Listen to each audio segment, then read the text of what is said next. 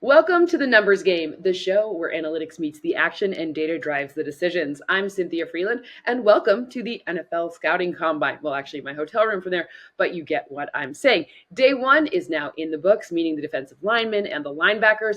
They are done with their measurements, and the ones who participated, their on-field drills, they are over. Now, this group looked awesome. The depth that we anticipated ahead of the combine, it really showed up on the field. And by the way, they all looked great, even the guys who didn't participate. So here are my 8 takeaways from day one.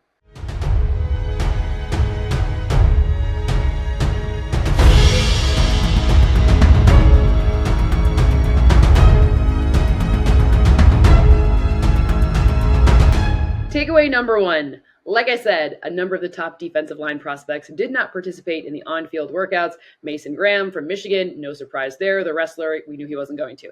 Abdul Carter from Penn State. Now, there are some interesting things going on about, like, will he get foot surgery or will he not get foot surgery? Whatever. I don't see any scenario where the Penn State product, based on his interviews, how he measured body-wise, all of that other stuff, he's going to be your first edge rusher taken. He could even be the first overall player taken. He looks fantastic. And by the way, his film, which matters more, that looked great. Now, one guy I want to talk about that didn't participate in physical drills, but came here looking like really, really good is Kenneth Grant from Michigan. He checked in at 6'035". That's draft speak for 6 foot 3 inches and 5/8 of an inch, 331 pounds. Now, playing weight was listed at 345 last season. There were reports he was as high as 360 pounds. I'm told if he runs at his pro day, which is March 21st, his speed and agility numbers, body control, burst, all of that stuff will be exceptional. Now, people do say elite, but I don't believe every adjective that I hear here at the Combine. I'm repeating this because of the volume of different unrelated people with this opinion, and I've been overweighting those that have no skin in the game about how he performs. Anyways, many who I actually do believe claims he will run a sub 540.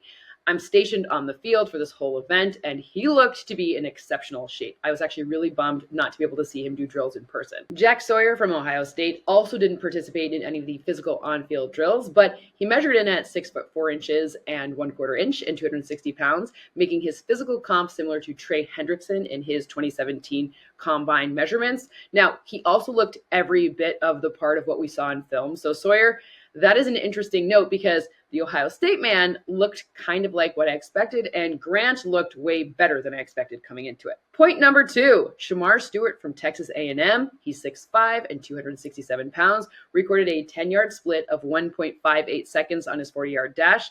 That is tied for the second fastest by any defender weighing more than 265 pounds in the past 15 seasons. Want to know who the other one is?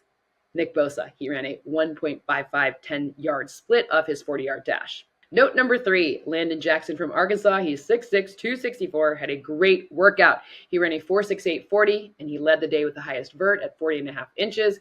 He also had the third best broad jump at 10.9, and again, this is for the defensive linemen and the linebackers. He and Shemar Stewart are the third and fourth defensive linemen at the Combine since 2003 to weigh more than 260 pounds and have an over 40-inch vertical. The other two, who were they? 2 first overall picks, Mario Williams and Myles Garrett. That's some nice company to be in.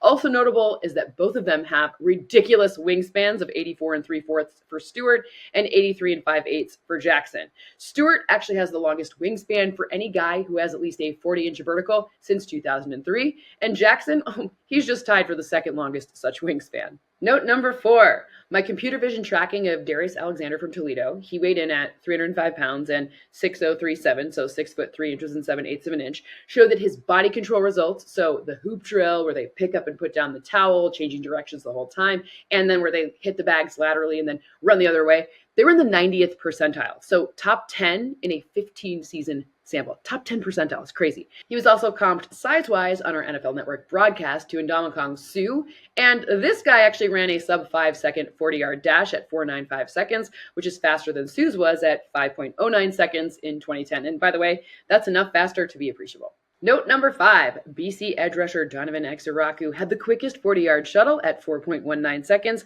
the quickest 3-cone at 6.94 seconds among the defensive linemen who participated.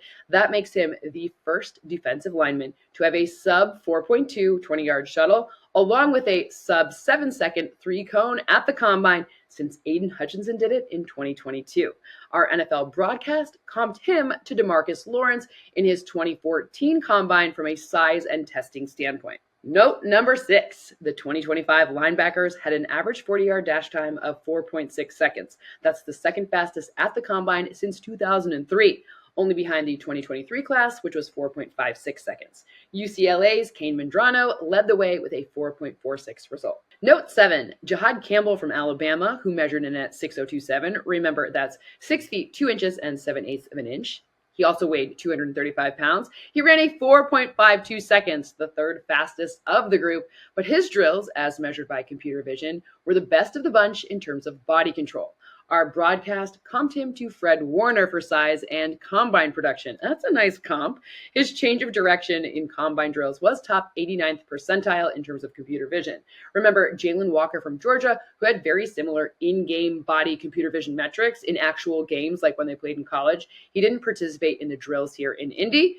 Campbell looked amazing. Now, point number 8, this one is completely opinion-based. I don't usually do this. I usually only stick to facts. But I can tell you this because I'm on the field. I was on the field the whole time. I will be here the whole time. This event can be weird because it's a little like having frenemies. Like they're all in it together. The game film is done, but tiny refinements do happen here in Indy. So the guys who have the best personalities stand out in such a positive way.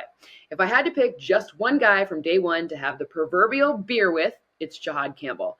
There are about 5 total from this group that fit that criteria as an outside but on-field observer, but there can only be one proverbial daily beer.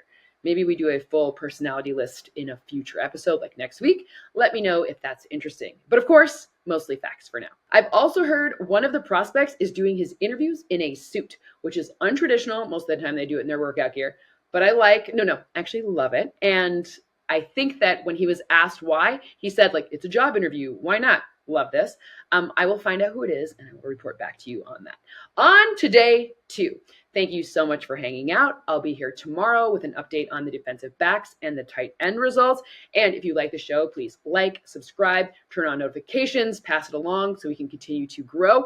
And also, if you want to track along Combine IQ, which is on NFL.com, it is a really good product. It gives you a whole bunch of the next gen stats, including athleticism scores, kind of the combined things that you might not get anywhere else. You can get it on NFL.com and just look up Combine IQ. It's a really good product. See you tomorrow.